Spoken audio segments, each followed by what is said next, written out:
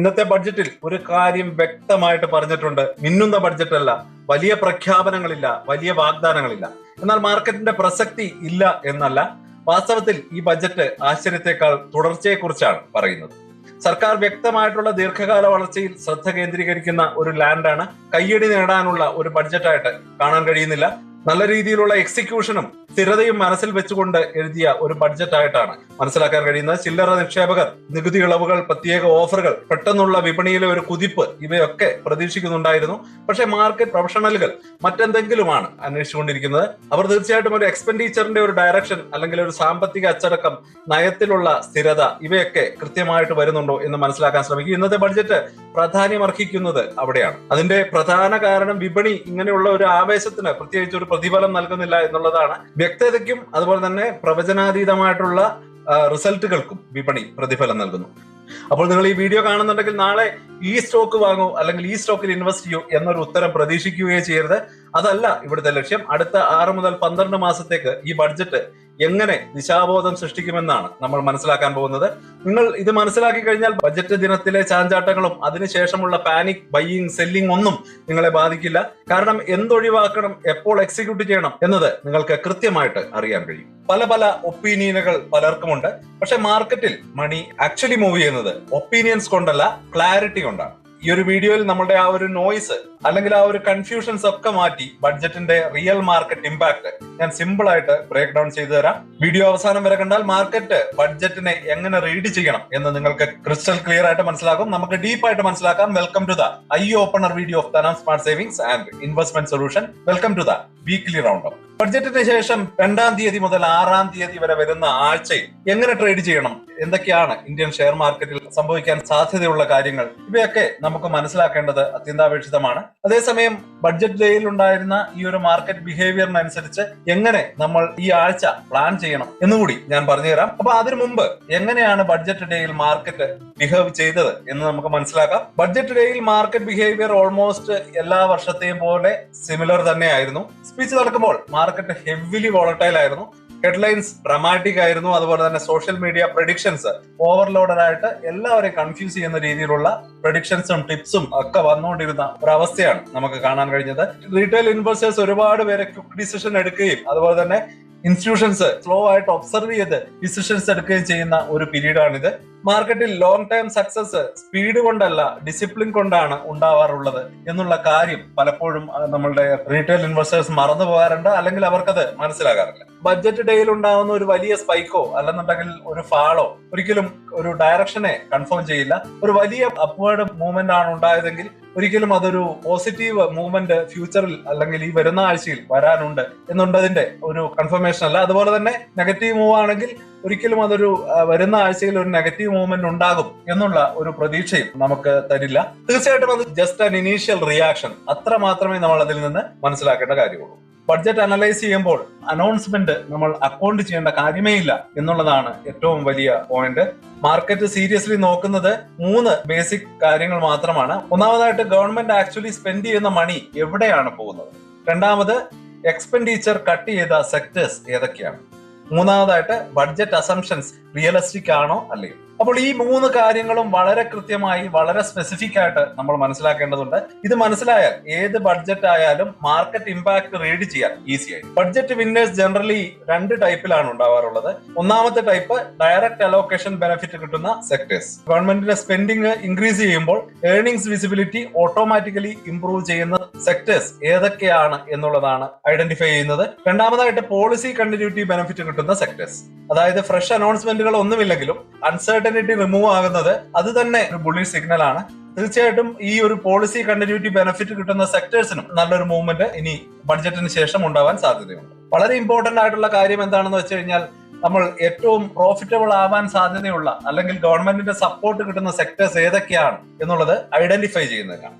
Blindly stock ചെയ്യാനുള്ള ഒരു signal ആയിട്ട് ഒരിക്കലും ഇതിനെ കാണരുത്. സ്റ്റോക്കുകളെ പറ്റി നമ്മൾ സെപ്പറേറ്റ് ആയിട്ട് അനലൈസ് ചെയ്യാനും പഠിക്കാനും ഉണ്ട്. വിന്നേഴ്സ് ആൻഡ് ലൂസേഴ്സ് ആരൊക്കെയാണെന്ന് നമുക്ക് നോക്കാം. ബഡ്ജറ്റ് വിന്നേഴ്സ് സൈഡിൽ ഡയറക്റ്റ് അലോക്കേഷൻ ബെനിഫിറ്റ് കിട്ടുന്ന സെക്ടേഴ്സ് ഇൻക്ലൂഡ് ചെയ്യുന്നത് infrastructure, manufacturing, semi conductors, electronics and AI and digital tech ആണ്. പോളിസി കണ്ടിന്യൂറ്റി സപ്പോർട്ട് കിട്ടുന്ന സെക്ടേഴ്സ് നോക്കുകയാണെങ്കിൽ SMEസും റീറ്റെയിൽ കൺസംഷൻസ്, അതുപോലെ തന്നെ ക്രിയേറ്റീവ്, ABGC, എക്കണോമിക് നല്ല രീതിയിലുള്ള ഒരു കണ്ടിന്യൂറ്റി സപ്പോർട്ട് കിട്ടുന്നത്.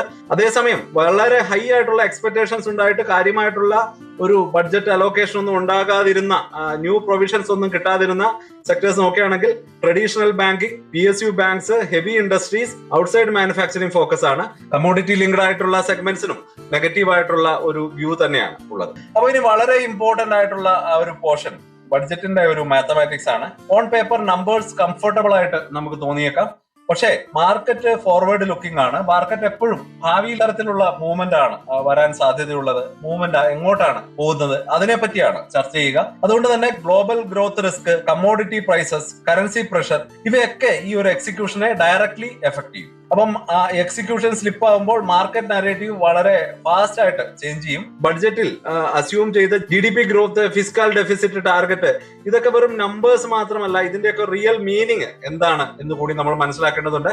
ഗവൺമെന്റ് പറയുന്നത് സിമ്പിൾ ആണ്.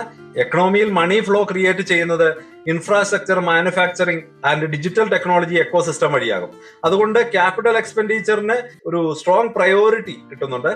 Roads, railway, logistics, urban infrastructure ഇവയൊക്കെ ജസ്റ്റ് സ്പെൻഡിങ് അല്ല, ക്രെഡിറ്റ് ഡിമാൻഡ് ക്രിയേറ്റ് ചെയ്യുന്ന എൻജിൻസ് ആണ്. ഇവഞ്ച്വലി ആ ഒരു money capital goods, cement, engineering, അതുപോലെ തന്നെ NBFC സ്പേസിലേക്കൊക്കെ ബെനിഫിറ്റ് നൽകും. അപ്പൊ നമുക്ക് ആ ഒരു മാത്തമാറ്റിക്സ് നോക്കുകയാണെങ്കിൽ ഷോർട്ട് ടേം വോളറ്റാലിറ്റി ഉണ്ടാവും, മീഡിയം ടേം ഡയറക്ഷണൽ ആയിരിക്കും, pro capex, pro manufacturing, pro digital ആണ് നമ്മളുടെ ബഡ്ജറ്റ് എന്നാണ് നമ്മൾ മനസ്സിലാക്കേണ്ടത്. മാർക്കറ്റിൽ നമ്പേഴ്സ് വളരെ വലുതായിട്ട് റിയാക്ട് ചെയ്തിട്ടുണ്ട്. ബട്ട് ആക്ച്വൽ മണിയുടെ ആ ഒരു പൊസിഷനിങ് അടുത്ത കുറച്ച് ആഴ്ചക്കുള്ളിൽ തന്നെ നമുക്ക് കൃത്യമായിട്ട് കാണാൻ കഴിയും. പോസ്റ്റ് ബഡ്ജറ്റ് മാർക്കറ്റ് ബിഹേവിയർ എങ്ങനെയായിരിക്കും എന്നുള്ളതാണ് അടുത്തായിട്ട് നമ്മൾ ഡീറ്റെയിൽ ആയിട്ട് മനസ്സിലാക്കുന്നത്. Post budget market behaviour almost നമുക്ക് മുമ്പേ തന്നെ പ്രഡിക്റ്റബിൾ ആയിരുന്നു. ഡേ 1 പ്രഡിക്റ്റബിൾ ആണ്.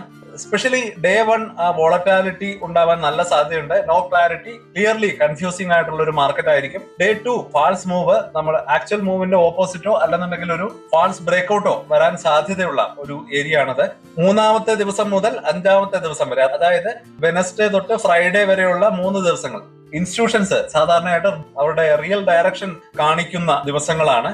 റീറ്റെയിൽ ട്രേഡേഴ്സ് ആണ് ഈ ആദ്യത്തെ 2 ദിവസവും കൂടുതലായിട്ട് ട്രേഡ് ചെയ്യുകയും കൺഫ്യൂസ് ആകുകയും ചെയ്യുക. യൂഷ്വലി ട്രാപ്പ് ആകുന്നതും ഈ ഒരു റീറ്റെയിൽ ട്രേഡേഴ്സ് തന്നെ ആയിരിക്കും. അപ്പോൾ ബഡ്ജറ്റ് കഴിഞ്ഞിട്ടുള്ള ഒരു സ്ട്രാറ്റജി എങ്ങനെയായിരിക്കണം എന്നുള്ളതാണ് അവസാനമായിട്ട് ഞാൻ പറയാൻ പോകുന്നത്. ബഡ്ജറ്റ് കഴിഞ്ഞുള്ള അപ്രോച്ച് വളരെ സിമ്പിൾ ആണ്. ഫസ്റ്റ് അവേഴ്സ് ട്രേഡിംഗ് അവോയ്ഡ് ചെയ്യുക എന്നുള്ളത് വളരെ ഇമ്പോർട്ടന്റ് ആയിട്ടുള്ള കാര്യമാണ്. ഹെഡ്ലൈൻ ബേസ്ഡ് ആയിട്ടുള്ള ട്രേഡുകളെല്ലാം അവോയ്ഡ് ചെയ്യുക. അതുപോലെ തന്നെ വോളിയം കൺഫർമേഷൻ ആയിട്ട് നമ്മൾ വെയിറ്റ് ചെയ്യുക, വളരെ ഇമ്പോർട്ടന്റ് ആയിട്ടുള്ള പോയിന്റ് ആണ്. സെക്ടർ ലീഡേഴ്സിനെ ഫോക്കസ് ചെയ്യുക എന്നുള്ളത് വളരെ ഇമ്പോർട്ടന്റ് ആയിട്ടുള്ള കാര്യമാണ്. ആ ഒരു ഷെയറുകൾ, ബുള്ളിഷ് ആയിട്ടുള്ള സെക്ടറുകളിലുള്ള ലീഡേഴ്സിനെ നമ്മൾ കറക്റ്റ് ആയിട്ട് ടാർഗറ്റ് ചെയ്ത് വാച്ച് ചെയ്ത് അനാലിസിസ് ചെയ്താൽ കൃത്യമായിട്ടുള്ള ഒരു എൻട്രി പോയിന്റ് ലഭിക്കുന്ന ഒരു ടൈം കൂടിയാണ്. അതുപോലെ തന്നെ നമ്മൾ ട്രേഡ് ചെയ്യാനുള്ള ക്യാഷ് ഓൾവേസ് റെഡി ആക്കി വെക്കുക. നമുക്ക് എപ്പോഴാണ് ആ ഒരു ഓപ്പർച്യൂണിറ്റി വരുന്നത് എന്ന് കൃത്യമായിട്ട് നമുക്ക് പ്രെഡിക്റ്റ് ചെയ്യാൻ പറ്റില്ല. പക്ഷേ ഓൾമോസ്റ്റ് ആ ഒരു ഏരിയ നമ്മൾ ഇവിടെ ഐഡന്റിഫൈ ചെയ്ത് വെച്ചിട്ടുണ്ട്. The moment we get the signal we can enter in to the trade. അപ്പോ നമ്മുടെ ബഡ്ജറ്റ് ഒരിക്കലും നാളത്തെ മോർണിംഗിന്റെ ഒരു ഗ്യാപ്പ് അപ്പിനെ കുറിച്ചല്ല പറയുന്നത്. ഇത് അടുത്ത 6 മുതൽ 12 മാസത്തേക്കുള്ള പൊസിഷനിങ്ങിനെ പറ്റിയാണ് പറഞ്ഞു വരുന്നത്. അപ്പൊ നമ്മൾ ശ്രദ്ധിക്കേണ്ട വളരെ ഇമ്പോർട്ടന്റ് ആയിട്ടുള്ള കാര്യം, ഡിസിഷൻസ് സ്ലോ ആകാം, ബട്ട് കറക്റ്റ് ഡിസിഷൻസ് എടുക്കാൻ വേണ്ടി ട്രൈ ചെയ്യുക. That how smart investors operate. ബഡ്ജറ്റിന് ശേഷമുള്ള മൂവ്മെന്റുകൾ പ്രെഡിക്റ്റ് ചെയ്യാനും അത്തരത്തിലുള്ള ഓപ്പർച്യൂണിറ്റികൾ കണ്ടെത്തി ഡീറ്റെയിൽ ആയിട്ട് മനസ്സിലാക്കാനും സ്റ്റോക്ക് വൈസ് ആയിട്ടുള്ള ഡീറ്റെയിൽ വീഡിയോസ് വരും ദിവസങ്ങളിൽ അപ്ലോഡ് ചെയ്യുന്നതാണ്. കൂടുതൽ സ്പെസിഫിക് വീഡിയോസിനായിട്ട് ജസ്റ്റ് കമന്റിൽ അറിയിക്കുക. ആ ഒരു വീഡിയോയെ കൂടുതൽ പഠിച്ച് കൂടുതൽ ഡീറ്റെയിൽ ആയിട്ട് നിങ്ങൾക്ക് മുമ്പിലേക്ക് എത്തിക്കുന്നതായിരിക്കും. അപ്പൊ ഇത്രയുമാണ് വരുന്ന ആഴ്ചയിൽ നമ്മൾ ശ്രദ്ധിക്കേണ്ട വളരെ ഇമ്പോർട്ടന്റ് ആയിട്ടുള്ള കാര്യങ്ങൾ. ബഡ്ജറ്റിന് ശേഷമുള്ള നമ്മുടെ സ്ട്രാറ്റജി നമ്മൾ പ്ലാൻ ചെയ്ത് കഴിഞ്ഞു. അപ്പോ ആ ഒരു സ്ട്രാറ്റജി എക്സിക്യൂട്ട് ചെയ്തുകൊണ്ട് നമുക്ക് വരുന്ന ആഴ്ചയിൽ മുന്നോട്ട് പോകാം. അടുത്ത ആഴ്ചയിൽ വീണ്ടും കാണാം. അതുവരേക്കും ഹാപ്പി ഇൻവെസ്റ്റിംഗ്. സ്റ്റോക്ക് മാർക്കറ്റിലെ ന്യൂസുകളെയും അതുപോലെ തന്നെ അപ്ഡേറ്റുകളെയും ഉൾക്കൊള്ളിച്ചുകൊണ്ടുള്ള ഒരു ഫേസ്ബുക്ക് ഗ്രൂപ്പ് നമുക്കുണ്ട്. ആ ഒരു ഗ്രൂപ്പിന്റെ ലിങ്ക് ഈ വീഡിയോയുടെ ഡിസ്ക്രിപ്ഷനിൽ കൊടുക്കുന്നുണ്ട്. താല്പര്യമുള്ളവർക്ക് ആ ലിങ്കിൽ ക്ലിക്ക് ചെയ്തുകൊണ്ട് ഗ്രൂപ്പിൽ ജോയിൻ ചെയ്യാം. ഏറ്റവും ലേറ്റസ്റ്റ് ആയിട്ടുള്ള ന്യൂസുകൾ നമ്മൾ അതിൽ അപ്ഡേറ്റ് ചെയ്യുന്നുണ്ട്. വളരെ ഇൻഫോർമേറ്റീവ് ആയിരിക്കും. അപ്പൊ ഇത്രയുമാണ് ഇന്നത്തെ വീഡിയോയിൽ ഉൾപ്പെടുത്തിയിരിക്കുന്നത്. പുതിയ ന്യൂസുകളുമായിട്ട് നാളെ വീണ്ടും വരാം. ബൈ.